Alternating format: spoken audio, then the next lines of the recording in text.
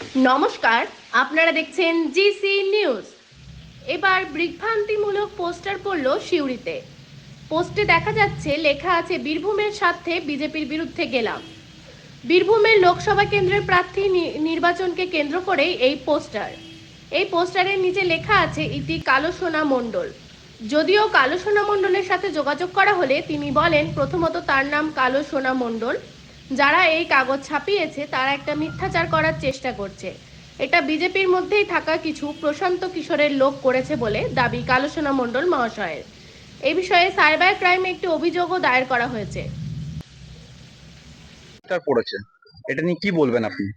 এটা 100%, 1000% মিথ্যা। এইটি নিয়ে আমি চিন্তিত নয়, কারণ আমার জেলা নেতৃত্ব, রাজ্য নেতৃত্ব যিনি দাঁড়িয়েছেন, তিনি ধোবসা, জগন্নাথ চ্যাটার্জি, দেবদনু দাস, সুকান্ত দা, কেউ বিশ্বাস করে না যে কালো সোনা। আমার চরমত সত্য এটা বিশ্বাস করে না। এটা হচ্ছে বিজেপিতে কিছু প্রশান্ত কিশোর লোক ঢুকে আছে।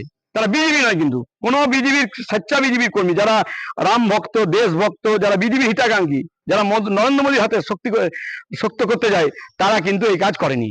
এটা আমাদের মধ্যে কিছু প্রশান্ত কিশোর লোক ঢুকেছে তারা।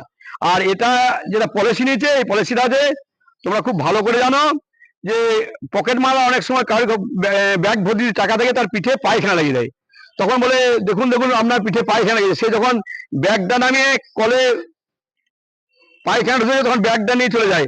আমাকে যতই বদনাম দেখ, আমাকে বিজেপি বিরোধী বলুক, আমার একটাই লক্ষ্য, দেবদনুদাকে জিতাইতে হবে, বিজেপির ভোট করতে হবে, নরেন্দ্র মোদী হাত শক্ত করতে হবে। এইটাই আমাদের উদ্দেশ্য। এটা কি তাহলে ভোট কাটার কোনো কৌশল? একদম, এটা পলিসি যে ডিভাইডেড হয়েছে, কিন্তু আমাদের মধ্যে কোনো ডিভাইডেড নাই। আমরা এখন এক লক্ষ্য, এক নিশান, একটাই দিক, যে বীরভূম থেকে সন্ত্রাসবাদী চোর টিএমসি কে হাঁটাইতে হবে। কোন রাস্তা, একটাই রাস্তা এখন 13 তারিখ পর্যন্ত, কোনো না বিশ্রাম না শোয়া, এখন একটাই লক্ষ্য, যে কোনো মূল্যে বিজেপিকে বীরভূম সিটে জেতাইতে হবে। কারণ বীরভূমে কিছু কিছু জায়গা কাশ্মীরের চাইতে ভয়ানক, যেমনি সিউড়ি 2, তারপর দুবরাজপুরে পচিয়ারা, এই দিকটা শাহপুর, এগুলো একদম পাকিস্তানের চাইতে খতরা। অনেক জায়গা আছে, ওইদিকে রামপুরহাটে কিছু জায়গা আছে।